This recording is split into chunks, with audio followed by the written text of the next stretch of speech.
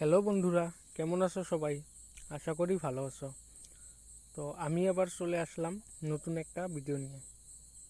অনেক দিন ধরে ভাবছি আমি একটা তোমাদের সঙ্গে ভিডিও শেয়ার করব বলে, যেটা আমি নিজে হাতে বোনা একটা চাল কুমড়ো গাছ।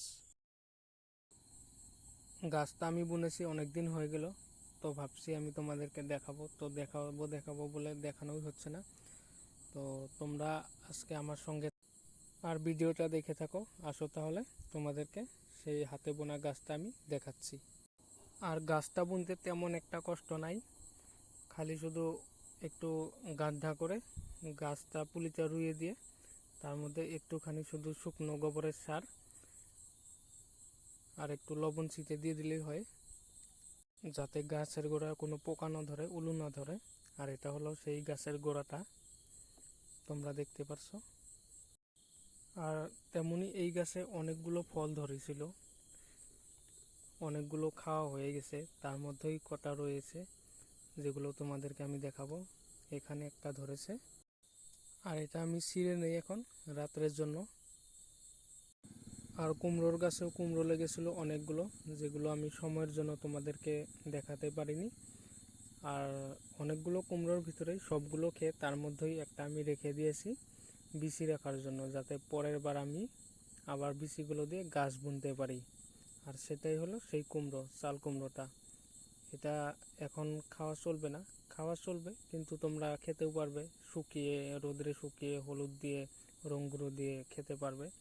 এটা খেতে একটু টক টক লাগে, কিন্তু দারুণ লাগে। আর এটা পুরোট হয়ে গেছে বলে আমরা খাবো না, তার জন্য ছেড়ে দিলাম, যাতে পরের বার আমরা আবার গাছ বুনতে পারি। আর এই পাশেও দুটো কাঁকরোল ধরেছিল, এই দুটো শুকিয়ে পচে গেছে, যার জন্য আমি তুলবো না, ছেড়ে দেবো এই দুটো। আরও একটা এখানে ছিল, সেটা আমি তুলে ফেললাম। টোটাল 4টে হলো। আর নিজে হাতে বোনা গাছের সবজি খাওয়ার টেস্টটাই একটু আলাদা, তোমরা তো জানোই এটা সবাই।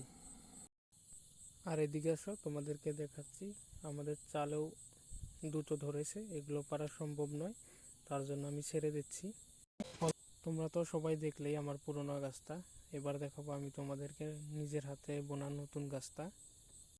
তো বন্ধুরা, নতুন গাছের নতুন ফল দেখতে এতটাই ভালো লাগছে যে কি বলবো আর। আর ফলটা দেখতেও যেমন ভালো লাগছে, খেতেও ঠিক ততটাই ভালো। আর এই গাছটায় আমি জানলা দিতে পারি নাই বলে, কারণ এখানে জানলা দেওয়াটা সম্ভব না কোনো, আর সময় হয় নাই আমার, জানলা দিতে পারি নাই বলে ফলটা ঝুলে পড়ছে। আর এটা আমি অতটা বড় করব না, কারণ বেশি বড় করলে পুরুট হয়ে যায়। এটা কচি কচিটাই টক টক লাগে, খেতে ভালো লাগে। আর এটা আমি কচিটা খাবো বলে, তার জন্য আমি এটা কেটে ফেলবো এখন। আর এটার মতনই অনেকগুলো ফল ধরেছে, এটা হলো তার থেকে একটু ছোট। আর এটা এখন আমি খাবো না, এটা একটু বড় হওয়ার জন্য ছেড়ে দিচ্ছি। আর ওপরে একটা ধরেছে, আমি তোমাদেরকে জুম করে দেখাচ্ছি। এটা হলো 3 নাম্বারটা, এটাও আমি পারবো না, এটাও ছেড়ে দেবো খাওয়ার জন্য। এগুলো বড় হয়নি, এগুলো হালকা বড় হয়েছে, যার জন্য আমি 1 সপ্তাহের জন্য ছেড়ে দেব। এগুলো 1 সপ্তাহ হয়ে গেলে আমি কেটে পরিবারের সঙ্গে খাবো তখন।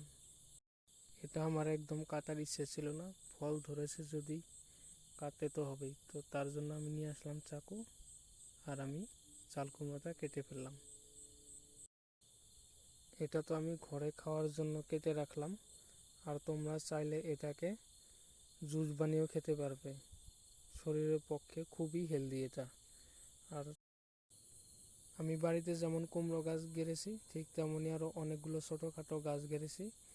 এটা হলো উচ্চ গাছ, আর এটা হলো মেস্তা গাছ, এটা হলো দুধকচু গাছ, এটা হলো ইঞ্চি শাক, এটা ব্রেনের পক্ষে খুবই ভালো। আর এটা হলো পুদিনা পাতা, তোমরা তো জানোই এটা সবাই চাটনি খায় বাড়িতে বাড়িতে। আর এটা হলো আমি আনারস গাছ বাজারের থেকে এনেছিলাম, আনারসটাকে মাথাটা গেড়ে দিছি, তো এটা হবে। আর এটা হলো ধনিয়া পাতা গাছ। তো আমাদের বাড়িতে এমনই অনেকগুলো আমি গাছ গেড়েছি, যেগুলো আমি তোমাদেরকে দেখাতে পারলাম না।